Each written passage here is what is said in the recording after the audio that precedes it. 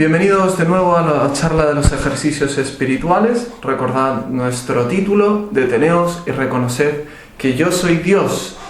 Estamos siguiendo la vida de Jesús en esta segunda semana de San Ignacio. Tengo aquí que me han dado hoy este detente y esta medalla milagrosa, como los instrumentos preciosos que nos entrega hoy día el Señor para combatir todo virus, toda enfermedad, todo pecado, toda malicia, todo malestar y tristeza. Por eso los quiero dejar aquí, junto a nosotros, aquí junto a la cruz, para que ellos nos den luz en estos días de ejercicios espirituales, para que no nos distraigamos, sino que les digamos a las distracciones: vosotros fuera, quedaros aquí en la puerta, y que sigamos en la presencia de nuestro Señor Jesucristo. Por eso nos ponemos en primer lugar en manos de nuestra Madre, en nombre del Padre, del Hijo, del Espíritu Santo. Amén. Dios te salve María, llena eres de gracia, el Señor es contigo. Bendita tú eres entre todas las mujeres, y bendito es el fruto de tu vientre, Jesús. Santa María, Madre de Dios, ruega por nosotros pecadores, ahora y en la hora de nuestra muerte. Amén.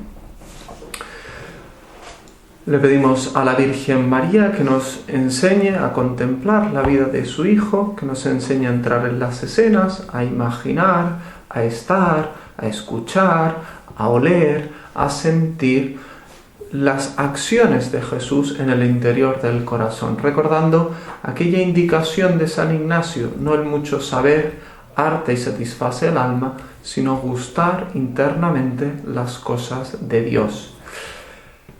Muy bien, seguimos adelante con nuestras reglas de discernimiento de espíritus que nos pone San Ignacio. Veíamos lo que era consolación, lo que era desolación, las reglas para actuar en desolación: no hacer mudanza, no desesperar, cuáles son las causas, examinarlas, etc. Bien, pero San Ignacio también pone las reglas de cómo obrar en consolación, cuando está el alma como toda arropada en Dios, toda abismada en Dios, cuando ama a todas las criaturas en su único Señor y no ama más las criaturas que al Señor, sino que su corazón está esponjado en el amor de Dios. Entonces, ¿qué nos dice San Ignacio en este tiempo de consuelos? Nos dice, primera regla, la regla 10ª, para actuar en consolación: pensar que la consolación también es pasajera y que después de la consolación vendrá probablemente la desolación, y tomar fuerzas de la consolación para los tiempos de desolación. Es decir, no apegarse a los consuelos ni siquiera espirituales. No nos tenemos que apegar a ninguna riqueza, a nada creado que no sea Dios mismo. Por tanto, ni siquiera a los sentimientos que provoca la acción de Dios en el alma debe apegarse. Y por eso en tiempos de consolación tiene que decir: bueno, esta consolación pasará. Tengo que coger fuerzas ahora, tengo que respirar, pero ya tendremos que luego sufrir la desolación, ¿no? Hasta llegar al cielo. Nuestra patria es el cielo, no son las consolaciones de esta tierra. Luego, la segunda regla, humillarse. Porque es fácil que en consolación, cuando la oración se nos haga muy fácil y muy llevadera, muy suave, pues nos vayamos vanagloriando y diciendo como: claro, es que yo soy tan santo y soy tan bueno que puedo rezar así tan fácilmente. Pues no, dice San Ignacio, humíllate. El que está consolado procure humillarse y bajarse cuanto puede, pensando cuán para poco es en el tiempo de la desolación sin la tal gracia o consolación. Es decir, humillarse diciendo: mira, Señor, si no me das estas consolaciones, si no me das estos gustos, ¿para qué poca cosa sirvo? Porque en el fondo, pues bastante malos amigos hemos sido con Él, bastante malos amigos somos con Él. Y decir: mira, Señor, gracias por tu consolación, porque así puedo servirte más y mejor, pero sé que si tú retiras tu mano, pues yo pronto caigo, pronto vuelvo a tropezar sobre las mismas piedras. Dice la imitación de Cristo: cuando Dios te diera la consolación espiritual, recíbela con acción de gracias. Mas entiende que es don de Dios y no merecimiento tuyo. No te ensalces, no te alegres demasiado, ni te estimes vanamente, sino humíllate, más por el don recibido, y sé más avisado y temeroso en todas tus obras, porque se pasará aquella hora y vendrá la tentación. Es decir, no van a gloriarse tampoco de nuestras, entre comillas, riquezas espirituales.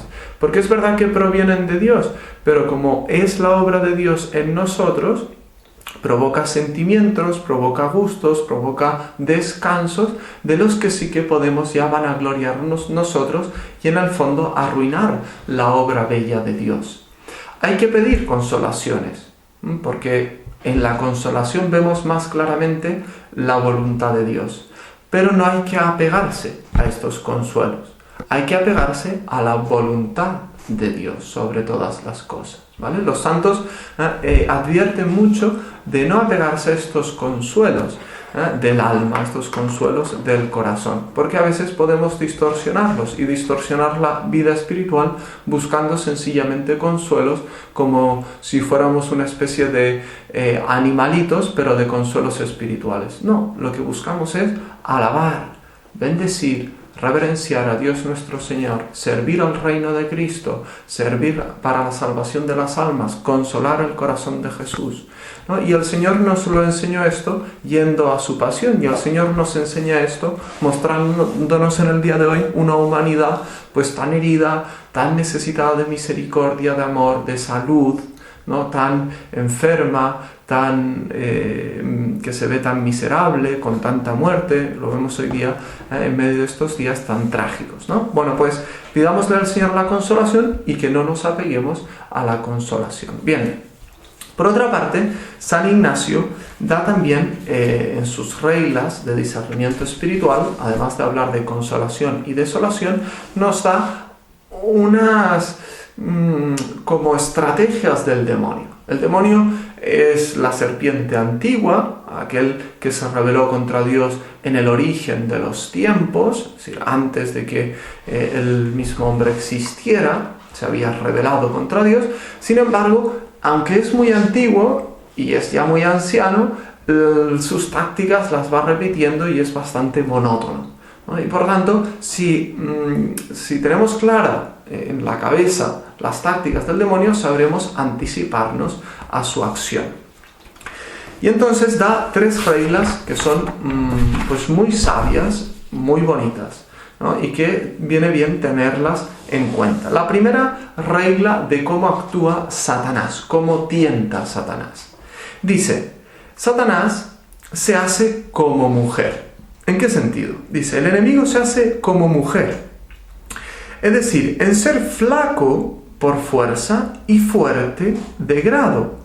Porque así como es propio de la mujer, cuando riñe con algún varón, perder ánimo, dando huida cuando el hombre le muestra mucho rostro, y por el contrario, si el varón comienza a huir perdiendo ánimo, la ira, venganza y ferocidad de la mujer es muy crecida y tan sin mesura, de la misma manera, es propio del enemigo enflaquecerse y perder ánimo, dando huida a sus tentaciones, cuando la persona que se ejercita en las cosas espirituales pone mucho rostro contra las tentaciones del enemigo, haciendo el opósito per diámetro. Y por el contrario, si la persona que se ejercita comienza a tener temor y perder ánimo en sufrir las tentaciones, no hay bestia tan fiera sobre las de la tierra como el enemigo de la natura humana, en prosecución de su dañada intención con tan crecida malicia. Es decir, el demonio se hace fuerte con los pusilánimes y débiles, pero es débil con aquellos que le muestran cara, con aquellos que son fuertes, que tienen corazón magnánimo en la lucha.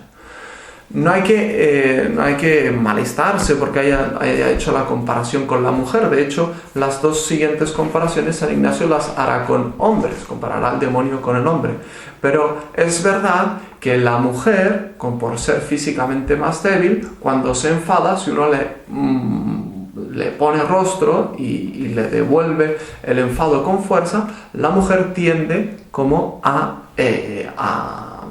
a retroceder en su enfado. Pues así también el demonio. El demonio tenemos que saber que está atado, ha sido atado por la sangre de Jesús, está encadenado. Pero sin embargo, dice San Agustín, que aunque está encadenado, puede ladrar. ¿Y cuáles son sus ladridos? Sus ladridos son las tentaciones que nos sugiere, que no nos fuerza, sino más bien nos persuade, no nos arranca el consentimiento, la voluntad, sino que nos lo pide. Y entonces, ¿cómo te puede morder el perro atado? Cuando tú te acercas a él, cuando tú juegas con la tentación. Pero sin embargo, si tú le presentas cara y eres firme y resuelto en la lucha contra Satanás, entonces Satanás pues se echa abajo, porque ya está encadenado, porque hemos vencido en Cristo. Es importante esto, en Cristo, con la ayuda de Jesús, de la mano de Jesús y de la Virgen María, vencemos a Satanás. Bien, luego la regla 13ª. El demonio se hace como vano enamorado. Mirad lo que dice San Ignacio.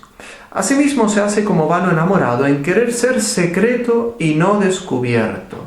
Porque así como el hombre vano, que hablando a mala parte requiere a una hija de buen padre o a una mujer de buen marido, quiere que sus palabras y persuasiones sean secretas. Y al contrario le displace mucho cuando la hija al padre o la mujer al marido descubre sus vanas palabras e intención depravada, porque fácilmente colige que no podrá salir con la empresa comenzada. De la misma manera, cuando el enemigo de natura humana trae sus astucias y persuasiones a la ánima justa, quiere y desea que sean recibidas y tenidas en secreto. Mas cuando las descubre a su buen confesor o a la otra persona espiritual, que conozca sus engaños y malicias, mucho le pena, porque colige, es decir, porque deduce que no podrá salir con su malicia comenzada, en ser descubiertos sus engaños manifiestos.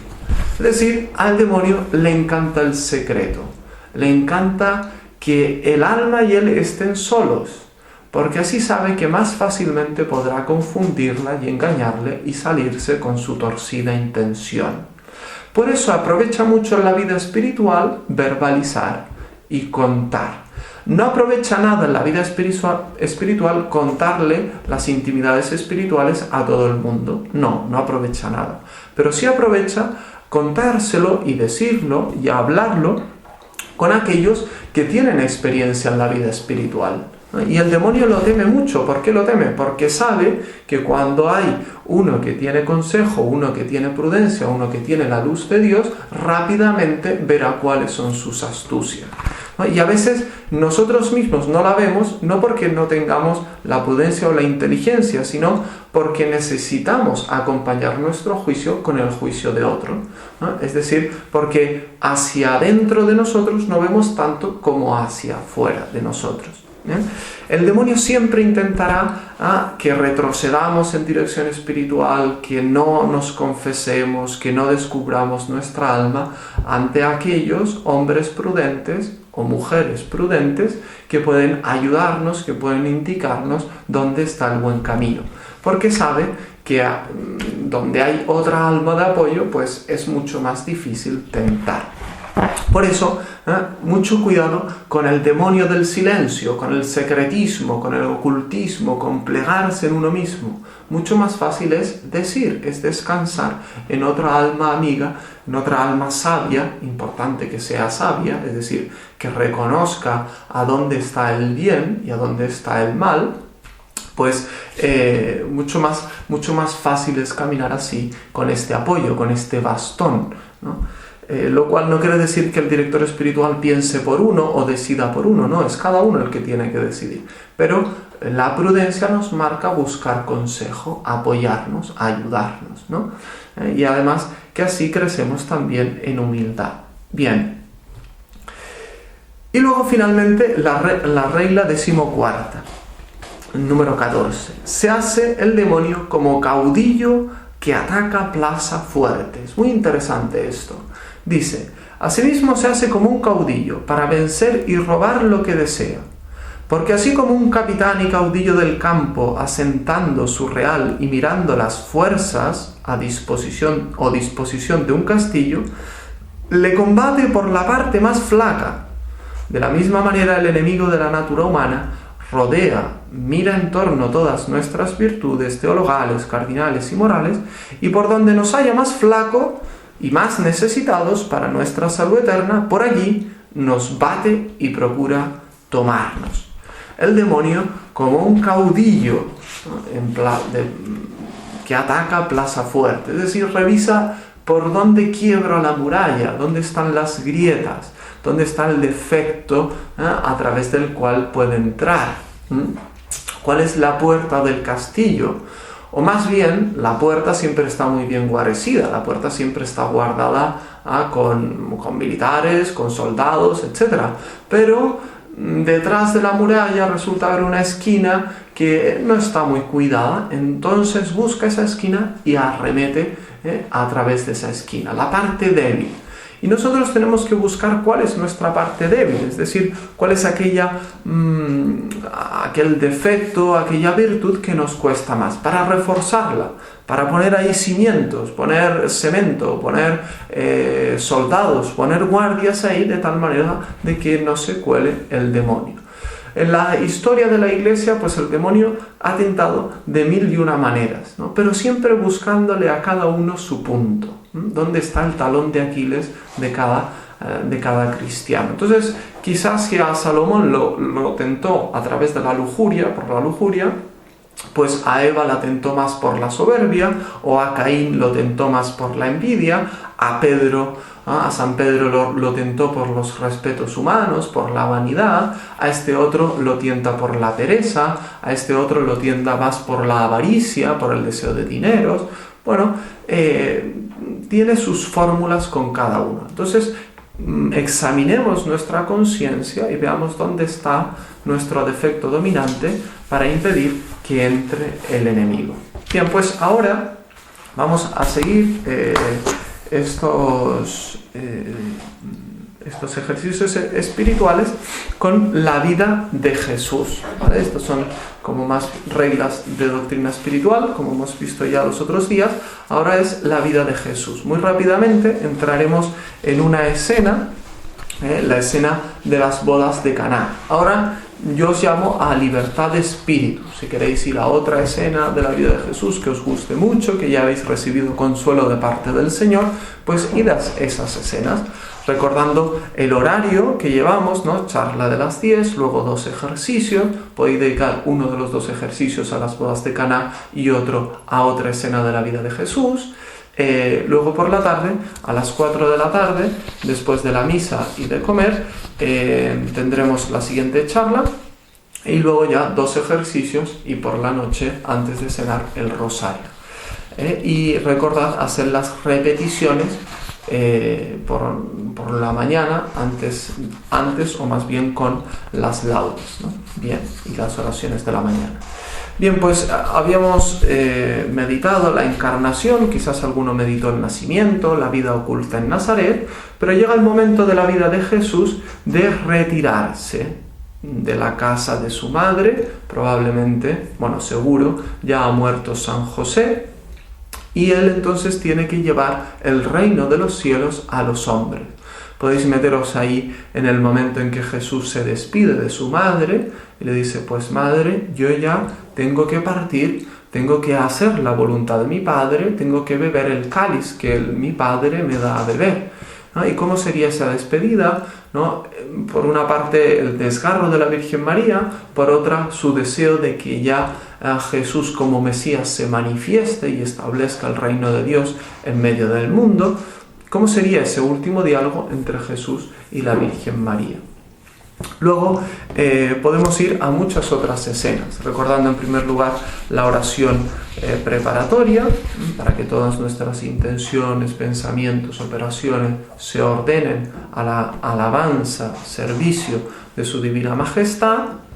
Y bien, entonces vemos cómo Jesús sale de su casa, se despide de su madre, va al Jordán, recibe el bautismo, después del bautismo y de la elección de los primeros discípulos, se retira al desierto, está 40 días, es tentado por el demonio, vuelve del desierto y tiene acontecimiento entonces esta boda de Caná, ¿no? Luego tendrá muchos pasajes en Galilea, ya podéis ir a los sinópticos, cuando se va por la barca y predica desde la barca, luego los discípulos salen con la barca a mitad del mar intentando pescar y resulta que a Jesús no se le ocurre nada mejor que aparecerse a las 4 de la madrugada estando todo oscuro y los discípulos, que son unos cobardes y unos pusilánimes, se ponen a gritar, ¿no? Y diciendo es un fantasma, y Jesús dice que no, que soy yo, tranquilos, no pasa nada.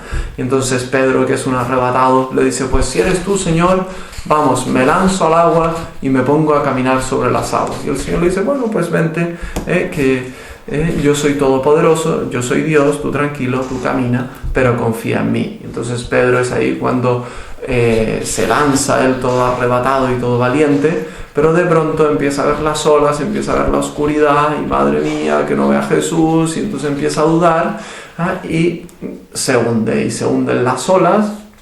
Pero Pedro, que siempre es poco astuto y poco sensato, pero tiene la astucia y la sensatez de confiar en Jesús, ¿no? Porque más allá de que sea arrebatado, al final siempre termina confiando, ¿no? Y entonces le dice a Jesús, sálvame, le tiende el brazo y Jesús lo rescata y lo saca, ¿no? de lado. Bien, pues podéis ir a estas imágenes. Esta en concreto está en el Evangelio de San Mateo, capítulo 8, si no me equivoco, después de la multiplicación de los panes. Bueno, podéis ir a un montón de imágenes. Se trata de que sigáis a Jesús, de que estéis con Él y que le hagáis esa petición, la petición de la segunda semana. Conocimiento interno del Señor, que por mí se ha hecho hombre para que más le ame y le siga. Más amarte, Jesús. Más conocerte, más entrar en el interior de tu vida, en intimidad contigo, conocer que tú eres mi amigo, conocer que tu vida me toca a mí, no eres un cualquiera de la calle. Yo no estoy llamado a ser amigo de todo el mundo, no, estoy llamado a tener caridad, a tener benevolencia con todo el mundo y tener actitud de amistad con todo el mundo, sí, pero sí que estoy llamado a ser amigo de Cristo. La vida de Jesús me toca, es la vida de mi amigo, del mejor amigo, aquel que conoce toda mi intimidad, toda mi interioridad. Pues, Señor, que te conozca, que más te ame y más te siga, Señor, que me resuelva ya de una vez por todas a seguirte, a ordenar mi vida, a luchar contra el demonio, a dominar ese defecto dominante, ¿no? A dominar pues mis vicios y mis pecados, etc., ¿no? Y que más te ame y te siga. Bien, pues y entonces nos vamos a las bodas de Caná, ¿no? Dice que habían unas bodas en Caná y Jesús se vuelve a encontrar con su madre, porque resulta que en estas bodas de Caná el matrimonio habían invitado a la Virgen María, estaba invitada a la Virgen María. Y entonces nos dice San Juan, y por eso entonces fueron Jesús y sus discípulos.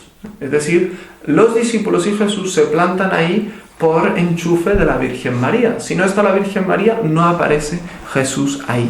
Este es como el gran acierto de este matrimonio. Eran unos jovenzuelos, unos inexperimentados, probablemente quizás un poco ingenuos, no se ocuparon de comprar el suficiente vino, pero en algo acertaron totalmente. Pusieron a la Virgen María en su matrimonio. Pensemos esto para nuestros noviazgos, los matrimonios, familia, educación, lo que sea. Mira, podemos ser un desastre, pero si ponemos la piedad de la Virgen María, si nuestros hijos, si nuestro matrimonio tiene trato con la Virgen María, esto irá mejor, esto irá bien, esto será obra de Dios y Dios se manifestará ahí, como se manifestó Cristo en las bodas de Caná. Bien, pues entonces están en la boda. Recordad que las bodas judías no son como las bodas de hoy día, son de 7 días, ¿no? Imaginaros, ¿no? Si hoy día con esto de la pandemia, el coronavirus, etcétera, no se pueden celebrar las bodas que tenemos costumbre de hacer, que son de un día, o de una tarde, una noche, pues imaginaros las bodas de 7 días, ¿no? Eso era tremendo, o sea, y ahí corría el vino, era súper importante el vino porque era signo de la alegría de la boda, porque era un signo de abundancia mesiánica, de que este matrimonio estaba lleno de esperanza, de la esperanza del Mesías, de la esperanza de Israel, ¿no? El vino era verdaderamente fundamental porque es la manifestación de la alegría. Bien, pues entonces está ahí la Virgen con Jesús. Jesús le presentaría a los discípulos a la Virgen María. Los discípulos se llenarían de encanto ante la madre de su maestro. Podéis imaginaros esa relación, ¿no? La Virgen María, qué amable sería, ¿no? Como ese trato femenino sería como una especie de madre, como las madres cuando reciben a los amigos de sus hijos, pero ella tan delicada, tan sencilla, tan humilde, tan agradable de estar, ¿no? Como conversaría la Virgen María, siempre tendría un poco de sal, un poco de humor, un poco de alegría. La Virgen María no sería desde luego una persona aburrida, tampoco sería una persona enrollada, así como que se subiera por las paredes, ¿no? O que saliera de su sitio, no, evidentemente no, pero sí que llevaba consigo la alegría de Dios y la transmitía y hablaría con los discípulos. Imaginaros ahí los discípulos, pues todos brutos, pescadores, que olerían mal, seguro que serían bastante desastre, ¿no? Bueno, y ahí admirándose de esta dulzura, de este encanto de la Virgen, de la Madre, de la Inmaculada Concepción, ¿no? Se empezaría aquella relación entre los discípulos, los apóstoles y la Virgen María. Aquella relación que tendría un momento precioso cuando Pedro encuentra en las manos de María, en los brazos de María, un lugar para llorar, ¿no? Llorar su traición a Jesús. Pero pensar que ese abrazo que encontraremos en la Pasión se empezaba ya a gestar en estas bodas de Caná. La Virgen María también estaría hablando con los novios, hablaría de mil cosas, es la gente que ha conocido toda su vida, la gente de Nazaret. Jesús también estaría ahí como con mucha naturalidad, con sus amigos, sus compañeros, etc., ¿no? El ambiente que se respiraba en esa boda, el ambiente de alegría. Una boda siempre es alegría, son dos personas que deciden unirse para siempre, que deciden hacer un proyecto juntos en comunión con Dios, que deciden traer hijos al mundo. Es una verdadera fiesta, ¿no? Prima sobre todas las cosas la alegría. Pero la Virgen María no se deja embriagar por esta alegría. Sigue atenta a todos los detalles. Es muy madre en este sentido, ¿no? Las madres, cuando ven que su hijo llega un poco tarde, que su hijo está un poco triste, oye, ¿qué te pasa? Oye, ¿cómo es que has llegado tarde ayer? Oye, ¿cómo es que tienes esta cara? Oye, ¿cómo es que no me hablas ya hace 2 días? Las madres son muy atentas y María tiene esta agudeza de una madre, sabe ver en el detalle lo importante. Y entonces descubre que ahí, quizás por la zona de la cocina, entre los servidores, entre los ministros, etc., algo pasaba, algo no iba bien, ¿no? Porque faltaba vino, faltaba ese signo de la alegría del matrimonio, signo de la alegría de la vida, de la alegría mesiánica. Y María lo capta, ¿no? Está atenta al problema de estos novios, ¿no?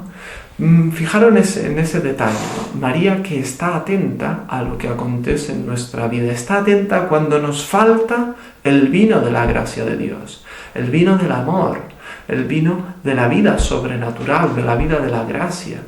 María es muy perspicaz, tiene un ojo muy fino y sabe lo que nos falta y cuándo nos falta.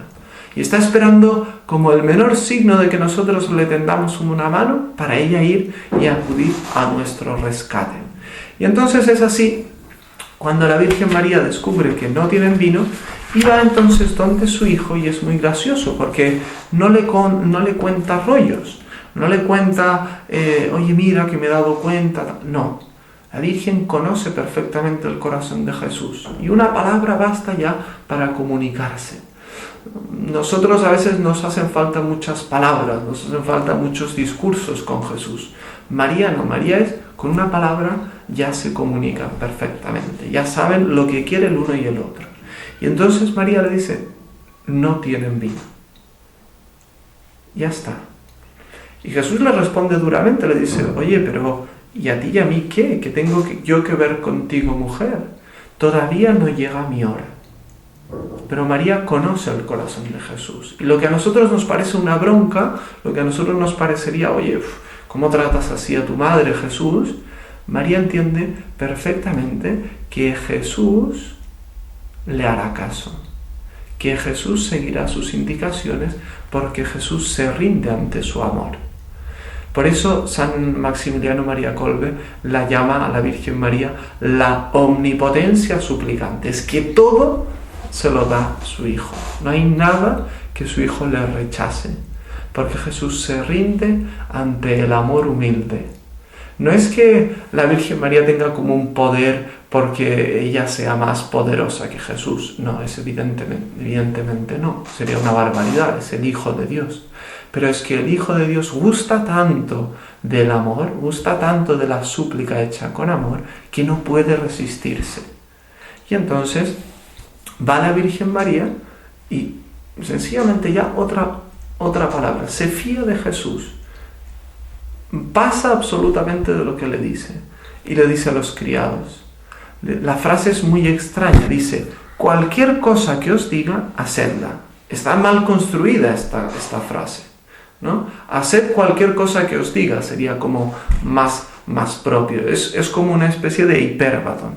Pero es que ¿dónde está puesto el enfoque de la frase? Cualquier cosa. Da lo mismo lo que os diga, hacedlo. Esa es la palabra de la Virgen a los sirvientes, esa es la palabra de la Virgen a nosotros en el día de hoy. Da lo mismo, cualquier cosa, lo que diga, hazlo. No discutas, no tal, hazlo. Y si discutes y caes y tal, bueno, es igual, hazlo. Haz lo que te diga Jesús. Escúchale y hazlo. Y entonces pasa una cosa como muy llamativa, ¿no? Dice que Jesús los pone a llenar tinajas de piedra con agua. Estas tinajas, que eran las tinajas de la purificación, eran unas tinajas enormes, es decir, que cabían litros y litros y litros de agua, que no son ni 10 litros ni 15 litros, más de 60 litros de agua. Es decir, que los sirvientes estos estuvieron sus buenas horas llenando las tinajas con agua. Y se podrían haber preguntado, oye, muy bien, maestro, pero nosotros no queremos agua, que queremos vino. Pero la palabra de la Virgen María los sostenía. Cualquier cosa que os mande, hacedla. Oye, Señor, pero es que rezo y parece que no saco nada. Oye, Señor, es que voy a la Eucaristía y parece que no saco nada. Que me confieso y parece que no saco nada. Hazlo. Te lo ha dicho Él, hazlo.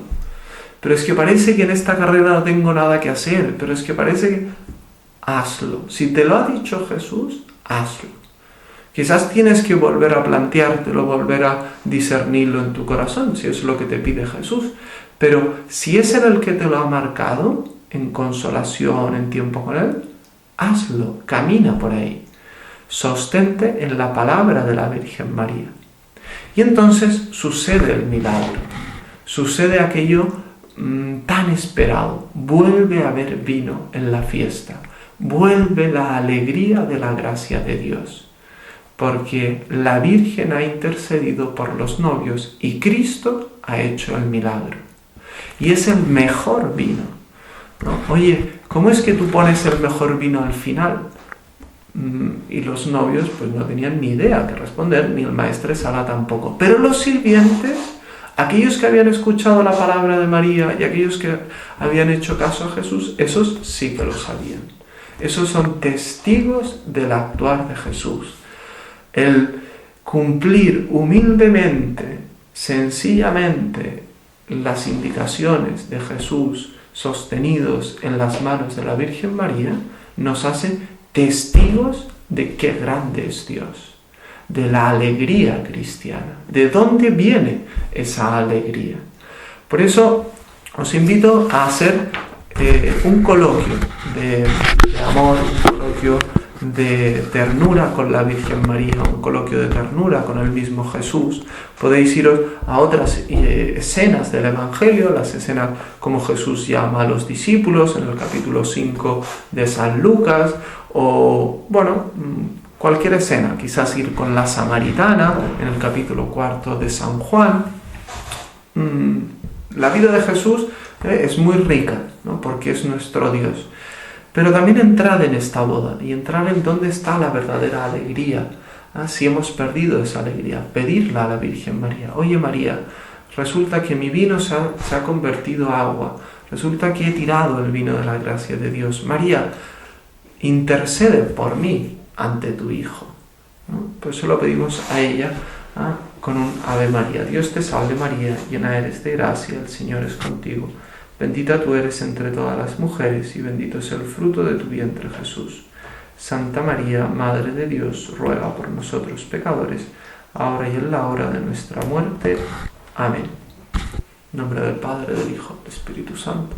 Amén.